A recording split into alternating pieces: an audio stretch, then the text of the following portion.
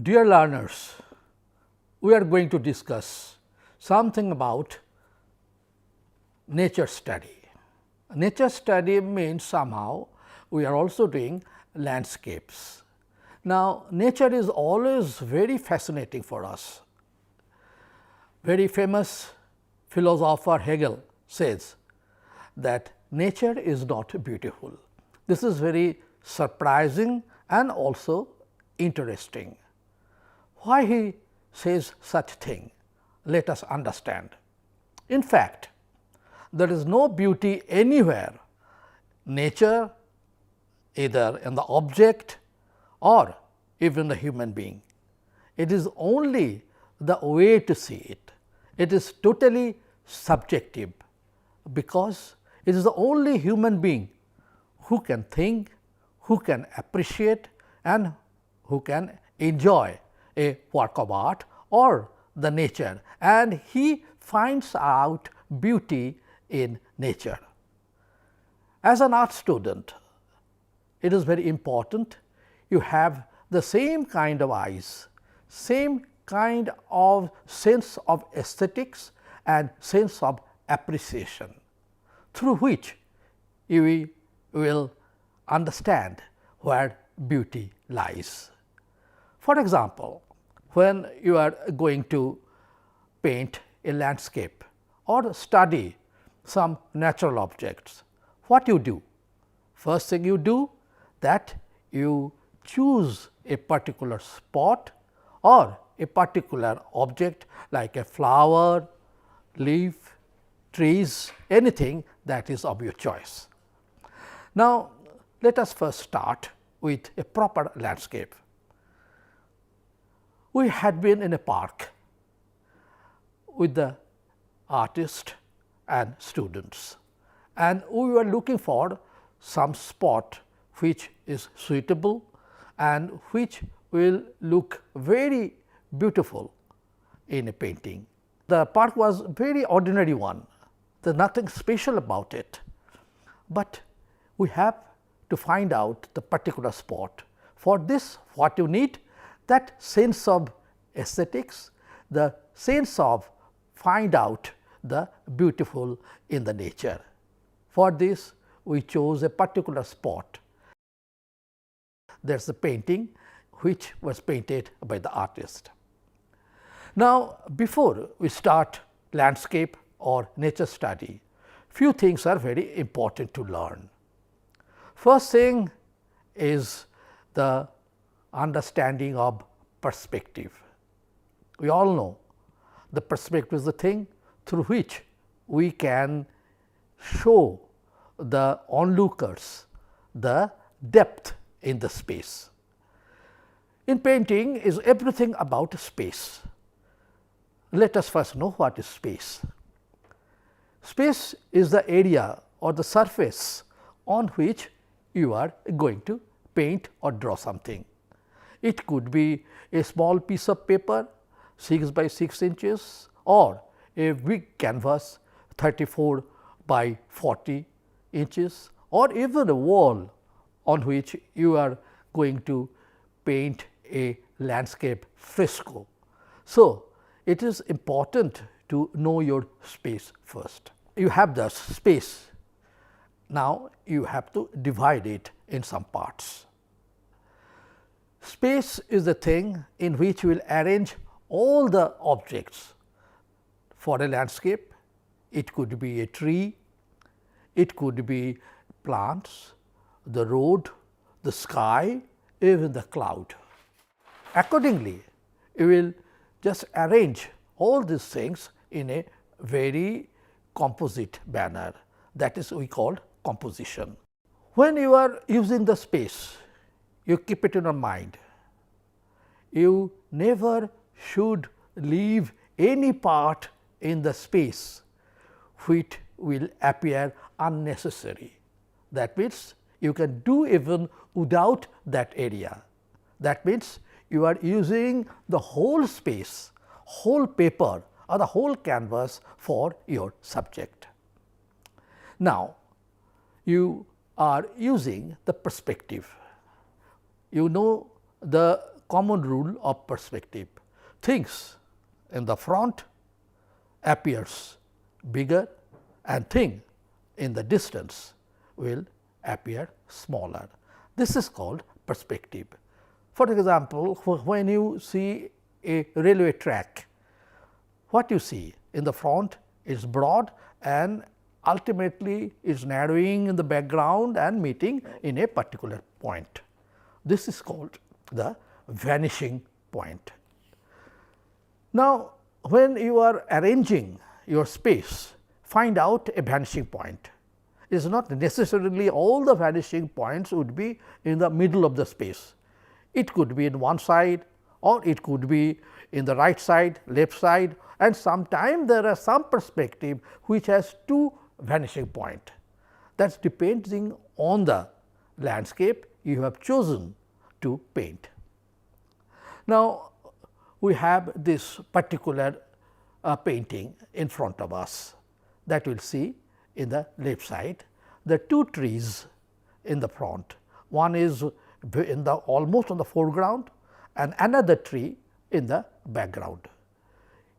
You have noticed most probably this tree in the foreground is larger and higher in size than that one in the background.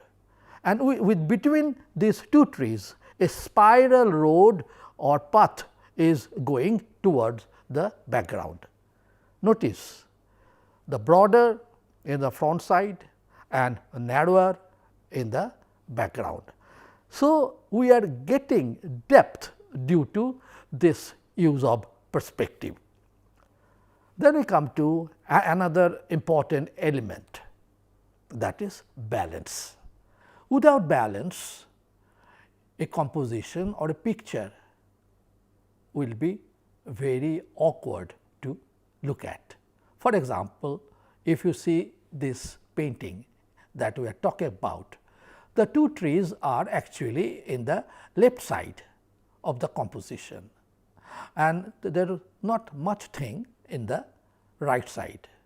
The artist has added a bush or plants in this side to balance the composition, and one thing more, the tree is vertical and the path between that is going towards the end is diagonal in character.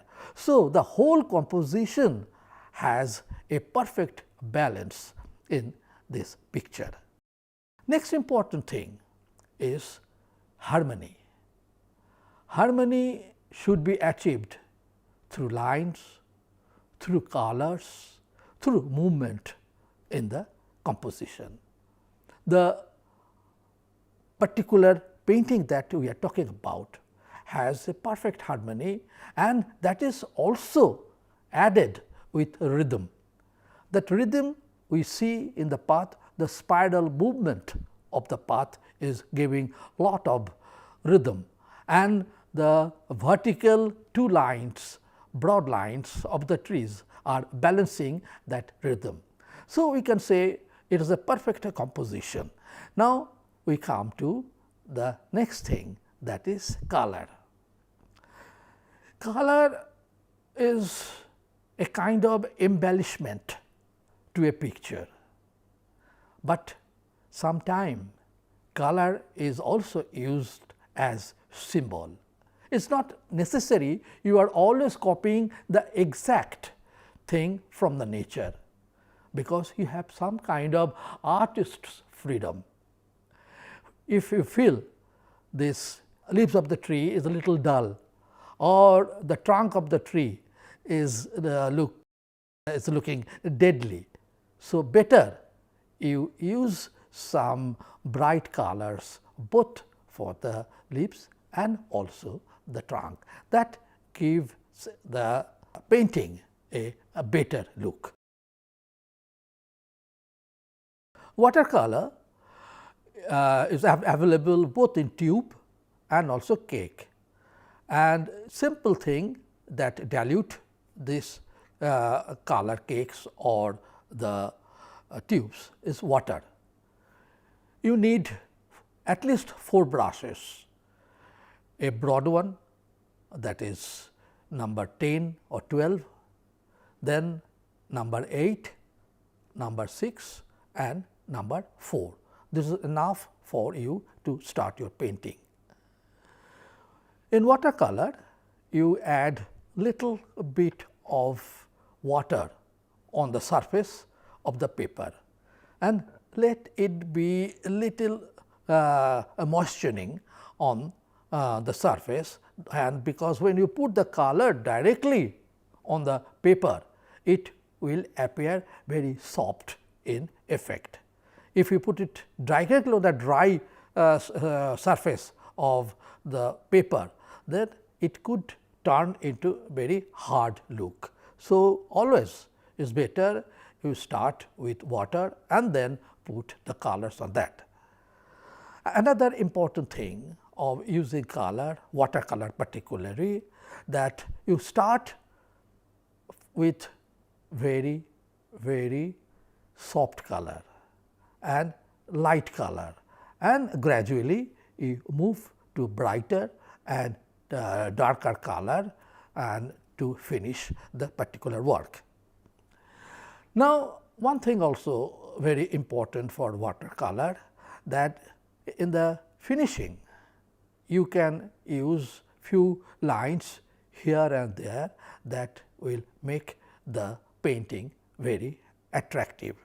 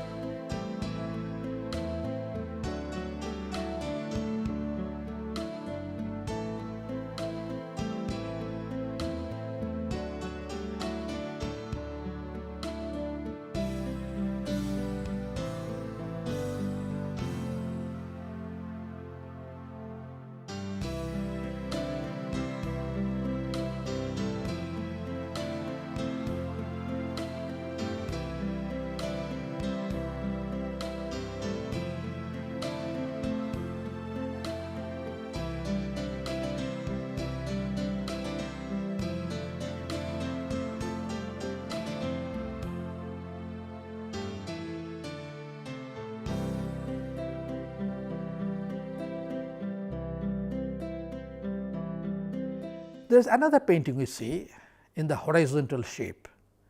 When we started to paint this paper, it was drizzling all around. So, the effect of the atmosphere was very interesting for the artist and the onlooker. There are lot of reflection of the trees, flowers, plants on the courtyard of this particular place. So, you can see the beautiful effect of the light on the courtyard or the floor of this building. There are some plants in the one side, and other side again the right side is almost empty. So, we have added few bushes in the end in the background, and to bring the depth or in the composition, we have used darker tone in the foreground and lighter tone in the background.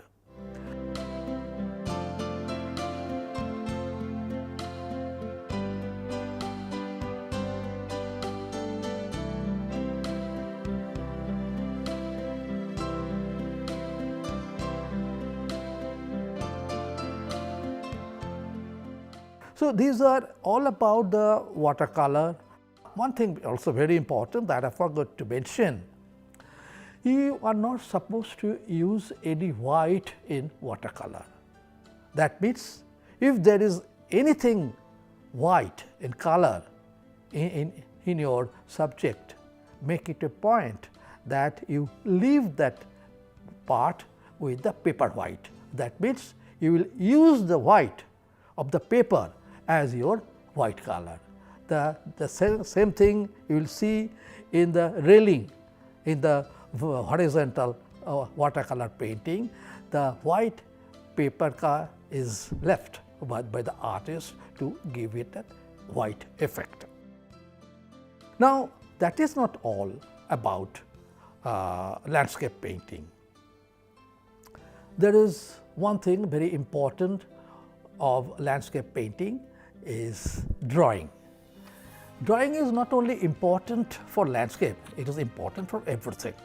Unless you know the characteristics and nature of the object you are just going to draw, you cannot use that in a landscape or any other kind of composition. Sometimes there is distraction when you are doing a landscape, but if you have the perfect concept about the object, then from little bit of memory you can use that to finish the particular object. So, when we start the composition or any landscape, first thing we do lot of studies in pencil of these objects, which later we use in our composition.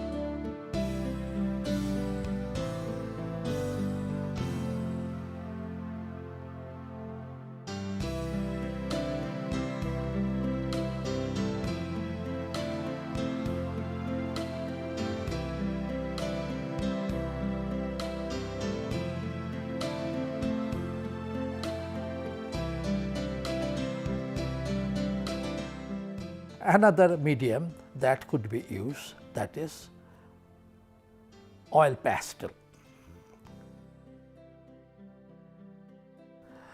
Oil pastel is kind of crayon that is used by the artist. The artists have used only this medium, that is we called oil pastel. For oil pastel, the same technique we used. We first start drawing. It's better you do a kind of sketch before you start to color it, and the spacing and other drawing thing can be brought in this stage. And after you are satisfied with the composition or the spacing of the paper, you can take the oil pastel. In the case of oil pastel, we can follow the same thing. That means, start with lighter color or soft color and gradually move to very hard and very dark colors. The tree that we drawn here, you will see first look at the trunk. The trunk is first painted with brown or little bit of yellow ochre. After the use of yellow ochre and that color, the artists have taken burnt sienna. That is very dark brown, and with burnt sienna he has given the volume to the trunk of the trees. Next is more laborious work in a landscape, that is painting the leaves. There are so many leaves on the tree, but it is not possible to count every leaf and you color them. So, you just have an idea of the characteristics of that particular tree and its leaves. Every tree has its own kind of leaves, their own character, and after studying the characteristics, you just make a kind of motif of the particular leaf, and just sketchily you draw all over the area of the leaf and start with a very soft color and light color of the green. That means, you can use sap green or light green in the beginning and then move gradually towards viridian and dark green to bring some kind of differences between dry leaves and fresh leaves and the different colors of the leaves. To bring depth in these leaves, you can use also Prussian blue or little bit of black, and that will give the volume and the excellent effect to the trees. So, this is what we called the pastel use of color in landscape painting. So, it is better you first start with fine grained canvases that will be easy to handle, and do not forget to buy special brushes for oil or acrylic painting. Acrylic painting could be used both with water and also oil. It is your choice, but in the case of oil painting, there is no option, only you can use or a pure linseed to dilute the oil paint. For this, you need a palette. A palette must be there, and you can also have some kind of pot to keep both linseed oil and also turpentine. Turpentine make the color thinner because linseed oil is a little bit heavy and thick in quality. So, sometime you have to dilute it thinner. So, you can use turpentine for this use of the color. Acrylic dries very quickly. So, it is difficult to use oil color on the layer of another color very quickly. On the other hand, you can use this acrylic color very easily before it is completely dry. That will not make any difference. Now, the canvas you keep in front of you on the spot, or also you can paint it in the studio. So, when you choose your studio for landscape painting, you should have lot of references of your sketches that you have already started. There is a very famous British painter, John Constable, who is regarded as the first landscape painter in the world history of art. He used to make sketches on the spot almost in full details, and later he used to bring it in your studio and completed it with oil color. Now, if you have that kind of difficulty to sit in a spot for a long time, you can do also the same thing.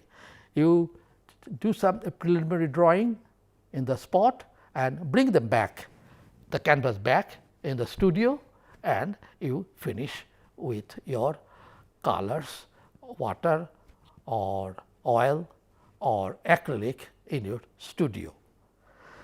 The landscape painting is one of the most favorite themes of the painters, because we being a part of nature, you come very close to nature when you see it in front of us, and the other interpretation of a painter who have seen his landscape in a different way than one layman can see. Artists see things more differently than a layman. It is said that artists want us to see what he wants to see. So, this is the most important thing as a painter, that you do not try always to copy the exactness of the nature. You can always use your idea, your imagination, even in a landscape painting.